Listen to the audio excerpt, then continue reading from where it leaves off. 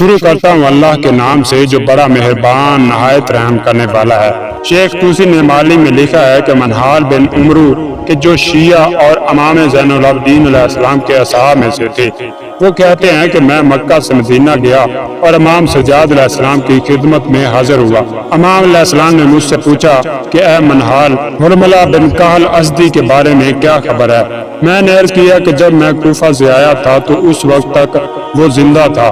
میں نے دیکھا کہ امام علیہ السلام نے اپنے دونوں ہاتھ بلند کیے اور اس طرح سے بد دعا کی کہ اے خدایا، اس تلوار کا مزہ چکھا، اسے لوہے یعنی تلوار کا مزہ چکھا، اسے آگ کا مزہ چکھا۔ اس بھیڑیے صفت انسان نے کربلا میں ایسے ظلم کیے کہ جنہیں فراموش نہیں کیا جا سکتا۔ اور امام علیہ السلام کی اس بد دعا سے معلوم ہوتا ہے کہ حرملہ کے ظلم سے زیادہ امام اور اہل بیت علیہ السلام کے دلوں کو کسی اور مصیبت نے اتنا رنجیدہ نہیں کیا تھا۔ ابو محنف نے امام محمد باقر علیہ السلام سے روایت کی ہے کہ جب حضرت علی اصغر علیہ السلام کو امام حسین علیہ السلام کے دامن میں تیر کا نشانہ بنایا گیا تو آپ نے دشمن پر نفرین کی تھی اور فرمایا تھا کہ یعنی خدایا ہمارا ان ظالموں سے انتقام لے۔ منہال کہتا ہے کہ میں مدینہ کی زیارت کے بعد کوفہ روانہ ہوا اور جب میں کوفہ پہنچا تو مختار کربلا کے قاتلوں کو نیست و نابود کرنے میں مشغول تھا۔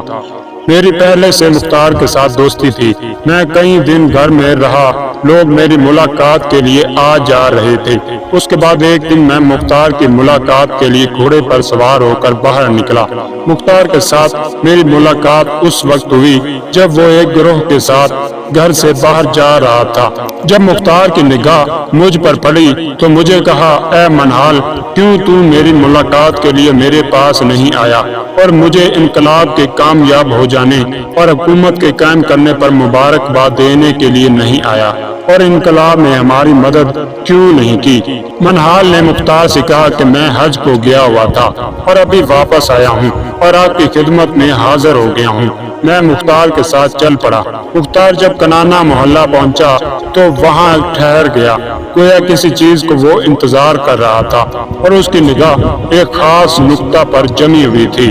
مختار کو بتلایا گیا تھا کہ یہاں پر حرملہ چھپا ہوا ہے۔ مختار نے چند ایک آدمیوں کو حرملہ کی تلاش کرنے کے لیے روانہ کیا اور خود وہیں ٹھہرا رہا۔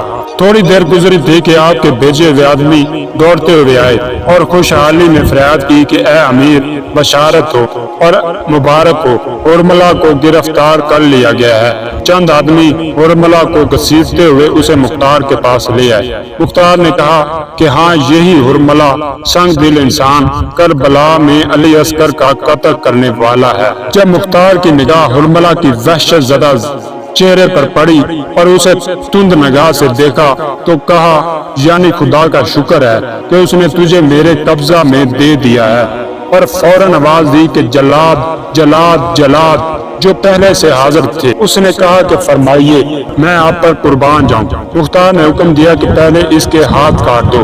جلاد نے بلا فاصلہ ایک ضربت لگائی اور اس کے دونوں ہاتھوں کو جدا کر دیا۔ جی ہاں، یہ وہی دونوں ہاتھ تھے کہ ایک کمان کو پکڑتا تھا اور دوسرا تیر چلا کر علی اصغر کے گلے مبارک کو چیر چکا تھا، اور ایک دفعہ حضرت عباس علیہ السلام کی آنکھ پر اور ایک دفعہ حضرت امام حسین علیہ السلام کے دل کو پار کر گیا تھا۔ ان دونوں پلید ہاتھوں کو کٹنا چاہیے۔ اس کے بعد مختار نے آواز دی کہ اس کے دونوں پاؤں کو کاٹ دیا جائے۔ جلاد نے اس کے حکم کی تعمیل کی۔ حرملہ کا جسم ہاتھ اور پاؤں سے کٹا ہوا خون میں غلطاں تھا کہ مختار نے پھر بلند آواز سے کہا کہ آگ آگ۔ فوراً لکڑیاں اکٹھی کر کے اس کے جسم پر ڈال کر آگ لگا دی گئی اور اس ملعون کا جسم جلنے لگا۔ منہال کہتا ہے کہ میں حیرانگی سے مختار کے ساتھ کھڑا ہوا تھا اور اس کا نظارہ کر رہا تھا۔ جب حرملہ کا بدن جل رہا تھا تو میں نے بلند آواز سے کہا، سبحان اللہ۔ مختار نے یکدم میری طرف نگاہ کی اور کہا کہ اے منہال، تو نے اللہ کی تسبیح کی، لیکن بتلاؤ کہ اس کی وجہ کیا ہے؟ میں نے کہا، اے امیر، خوب غور سے سنو۔ تاکہ میں آپ کو اس کی علت بتلاؤں۔ میں اسی سفر میں جب مکہ سے واپس آ رہا تھا تو میں امام زین العابدین علیہ السلام کی خدمت میں مدینہ گیا۔ آپ نے مجھ سے حرملہ کا حال پوچھا۔ میں نے کہا کہ ابھی وہ زندہ ہے۔ میں نے دیکھا کہ امام علیہ السلام نے اپنے دونوں ہاتھوں کو آسمان کی طرف بلند کیا اور 2 دفعہ فرمایا، خدایا حرملہ کو تلوار کا درد چکھا اور خدایا اسے آگ کی تپش کا مزہ چکھا۔ مختار نے تعجب سے پوچھا کہ واقعی تو نے امام علیہ السلام سے ایسا سنا ہے؟ میں نے کہا خدا کی قسم میں نے آپ سے ایسا ہی سنا ہے۔ منال کہتے ہیں کہ میں نے دیکھا کہ مختار اپنے گھوڑے سے اترا اور 2 رکعت نماز ادا کی اور ایک طولانی سجدہ کیا، پھر اٹھا اور گھوڑے پر سوار ہو گیا۔ اس وقت تک حرملہ کا جسم کوئلہ ہو چکا تھا۔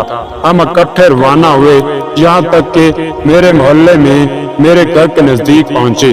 میں نے مختار سے تعارف کیا اور کہا کہ اے امیر، اگر آپ لطف فرمائیں تو مجھے سرفراز کیجیے اور تھوڑا سا آرام کرنے کے لیے میرے گھر تشریف لائیں اور یہی میرے ہاں غذا تناول فرمائیں۔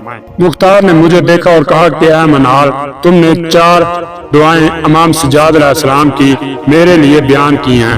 خدا بند عالم نے آپ کی دعاؤں کو میرے ہاتھ سے قبولیت کا شرف بخشا ہے، پھر بھی تم مجھے غذا کھانے کی دعوت دیتے ہو۔ میں نے آج شکرانہ کے روزے کی نیت کر لی ہے اور یہ توفیق جو خدا بند عالم نے مجھے عنایت کی ہے، میں نے اس کے شکرانے میں روزہ رکھ لیا ہے۔ یہ حرملہ وہی ہے کہ جس نے امام حسین علیہ السلام کا سر مبارک اٹھائے رکھا تھا۔